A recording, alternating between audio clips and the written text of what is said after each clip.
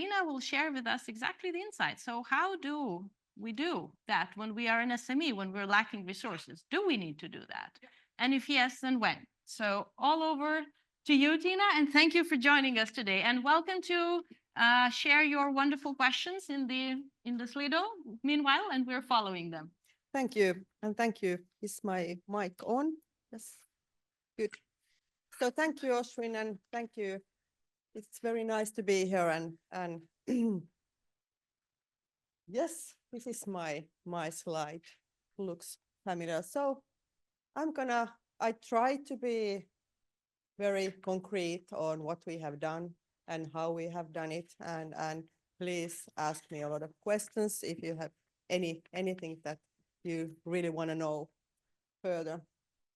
So do you feel a little bit overwhelmed from the previous presentation when we went through the VSME?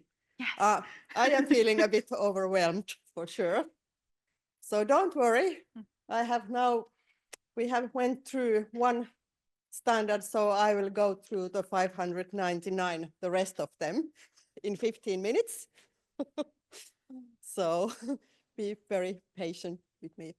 No, seriously, I'm not going to go into the depths of any of these standards. I just wanted to kind of how to say this? It's really a complex situation where we have over 600 different sustainability frameworks and standards available. So what to think of all of those? Nobody can really master all of them. And even though Oshrin told you she was lying that I'm expert on this and that and whatever, nobody can be an expert on 600 standards. It's a mission impossible for sure. There are only few now here in the slide, but as you know, for example, this VSME not even in my slide. Sorry. I tried to put some kind of a, oh, this is of course not my slide. I stole it from somewhere as always. But just to give you some kind of a structure that what to think of these, they are not only standards or frameworks. There are a little bit differences between these. So in here in the bottom we can call them global goals. For example, these SDGs, Sustainable Development Goals. I guess those are the most known, well-known. They are kind of not really a standard. They are goals that company can attach their own goals against these SDGs. Then we have greenhouse gas protocol. It's type of a system how to measure your greenhouse gases. We have Paris Climate Agreement, etc. Then we have these reporting frameworks. For example, GRI, the most well-known for it, Global Reporting Initiative. Then we have these ISO standards also. We have science-based targets. We have Carbon Disclosure Project. We have SASB, important in US, and many, many, many others. There are things like Value Reporting Foundation. I have no clue what is that all about. So you can't really master them all. And then we have the regulations. We have heard a lot about CSRD, Corporate Sustainability Reporting Directive. We have EU taxonomy, etc. So just not to mix all of these, there are differences between those. And then I have a little bit terminology. I will not go through all of these. You will get the slides, I guess, I hope. So you can read if you want to know more, but just so that we speak kind of a same language to understand the differences, that if it's a framework, for example, this Global Reporting Initiative or CDP, it's like a helicopter perspective. It is structured to identify or assess or report on sustainability issues. Then we have real standards that they give you precise requirements. So at detail level, you tell how and what you need to report. Not only that what needs to be reported, but also how it must be done. We have some protocols. I mentioned already this greenhouse gas protocol, for example, specific protocol how you measure and your greenhouse gases. And then we have ratings and rankings. And they are a bit different because they ratings you evaluate and score your performance, sustainability performance on specific criteria. For example, EcoVadis, you get the score and then you can be on gold level or whatever level. And then we have rankings. For example, investors and banks, they love these rankings that they put companies that you see these on media that top 5 sustainability companies in Europe, Dow Jones Index or whatever sustainability indexes. And then we have regulations, as mentioned already, CSRD. Everybody's talking about CSRD these days. And then we have other regulations, of course. And these goals and targets I mentioned already, SDGs, for example. And then we have all kind of principles and management systems. For example, UN Global Compact, very well known. It's kind of a principle. You commit to something, but it's not a standard, it's not a regulation. You just commit your kind of a sustainability vision that this is what we want to be. And we have UN guiding principles on business and human rights. And then we have this ISO 26000 standard for sustainability or guidance on social responsibility is what everybody's calling that ISO for sustainability.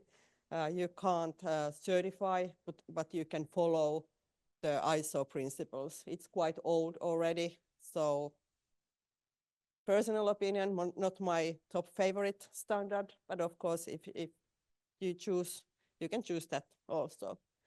For SMEs, so what and when and how about these accreditations? So what I think first step is to really to select the most suitable framework that aligns 3 things in your organization. It has to be good fit for your strategic goals, and of course your stakeholder expectations and industry context. So what industry you are, look a little bit what others are doing and perhaps do the same or even better. And then when, that is a difficult question, I think, preferably before someone is asking. So if somebody is already giving you a mandatory requirement that you need to have some kind of a certification, it's a kind of a, you are in a hurry already, so it's better to do in advance.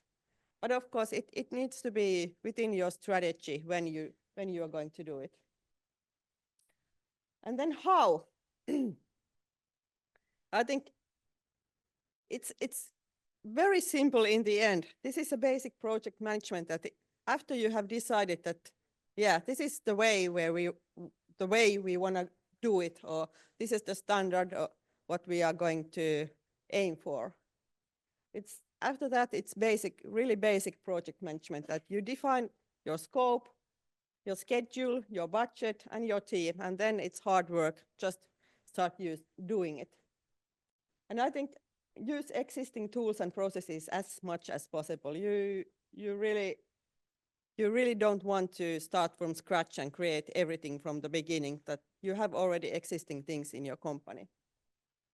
And then benchmark. Visit and talk to other SMEs who are already done it. So share experiences. For example, when we started to work with EcoVadis, I talked together with Stark company, who is our customer, and they gave me a lot of good hints how to be EcoVadis gold level, and at the same time they were building first time their ISO 45000 certification, which on the other hand we already had for several years, so we could share our experiences and learn from each other. And we had 2-3 times Teams meeting and just talking about these requirements and standards and giving hints and advices to each other, and that was very, very useful. But I think the main question in the end is that why we should or should not do this. It needs to be a competitive advantage. You get some market access or business opportunities out of it. So building transparency and trust, and you differentiate yourself from the competitors. Every company nowadays are sustainable and green and environmental friendly, etc. So the only way to build this trust and brand value is really to have some kind of a third-party verification behind your claims. Otherwise, they are green claims. And second important thing is, of course, investors and financial benefits. Banks and investors are increasingly prioritizing ESG topics, so you need to have it. And there are many banks that really are giving you demand that you need to have or report at least these. So this is really one very important, at least for us, for the investments that our banks are asking for us. And then this attractive employee image, as in our very good opening speech, we also heard that companies with credible sustainability story, with day topics and health and well-being topics on top of their agenda, they will get the best talents in the end. We are competing from the same people in the end. So these are very important areas to take into consideration. And of course, it sharpens your in-house processes. So in the end, you don't just report, for example, energy or water consumption. You want to, of course, get some benefits. So waste reduction, lower energy consumption, whatever operational efficiency, in order to save money in the long run. That is, for the businesses, that is also very important, not to keep in mind also that we do things to save money and be more efficient and profitable company. And from the risk management perspective also, we need to be prepared for the future regulatory changes and shifts also in consumer expectations. There are things like climate change that they don't go away in near future, for sure, or many other risks. So we need to be on top of that. And of course, we need to be compliant with the regulatory changes. So some very practical things, as I promised. So when you are building any kind of a standard or a framework or whatever, and you need to start working with that, keep it simple. Don't overkill it, is my first advice. And implement only things that reflect your real life. So what you are really doing in your company, that is your sustainability system or ISO management system. Use all tools and processes and metrics that are already existing, and don't create this HSEQ or sustainability layer on top of your normal management system. They are not two different things. You only have one management system in your company, and sustainability HSEQ things are part of that.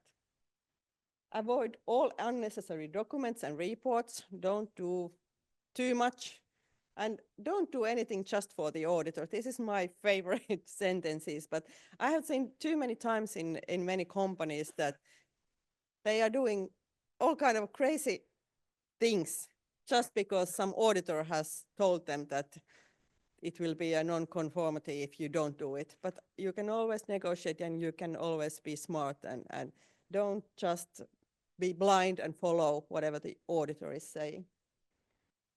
And know your frameworks and standards and the requirements and keep the ambition level correct.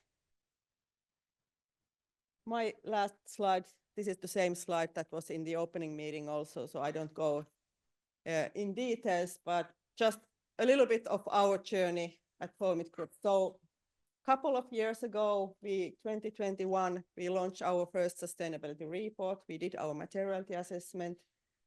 Next year, 2022, we did our verified EPD, Environmental Product Declaration.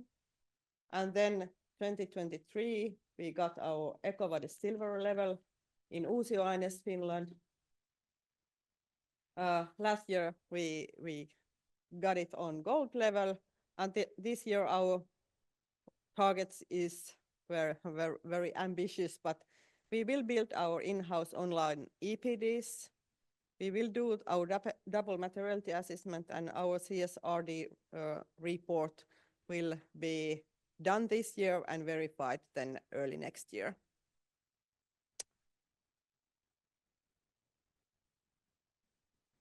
yeah. That was it. That was our company, and here is my contact details, my email address, and my phone number. So when I set that benchmark and ask from the others and try to share best experiences, I'm always happy to talk about these topics, not only today, but you can always contact me later as well. Thank you. Thank you so much, Tina. Thank you for a very, very insightful and great tips in your presentation. And we have very few, but very, very important questions. Very difficult let's questions, take the I'm very sure. difficult questions. No, but really thanks for everyone who is engaging. Now you focused on, the easy steps or the quick steps or sort of the practical tips. Yeah. What are the typical challenges that an SME is going to face, if you summarize them, when going and, when even implementing the practical tips that you've gave to us? I think the challenge is that it's not really reflecting the company's normal operations. So there is CEO and management team who is doing their strategy and their stuff. And then there is the poor quality manager or sustainability manager or whatever and doing his or her stuff. And these two don't match. And then strategy is somewhere there and there is like a bubble where the sustainability things are separated from the real life. I see. So it's really important to keep a teamwork, a management team, and really try to bring those things together, strategy, sustainability. Company can only have one strategy. There can't be sustainability strategy and then the company strategy. There is one strategy and sustainability is part of that. Fantastic. And then another one, since we're focusing on DEI and we're slowly transitioning towards that hard topic, and given that you also have implemented the EcoVadis framework, what are the typical or useful indicators for the social sustainability or DEI matters that company could apply or could consider when starting to report, disclose, and of course, we've got some from the VSME and some mentioned, but sort of what are in practice useful indicators to think about? For EcoVadis, there are no such that you need to report exactly these indicators, but let's say what we report anyway is that share of women, for example, share of women in top level positions, and then we have, for example, training days and training competencies in these areas. Nothing really, I would say that it don't bring anything extra. They are things that we have done earlier. Maybe it sharpens the way that we communicate about these topics. I see. Fantastic. Thank you so much. Let's give another big round of applause to Tina.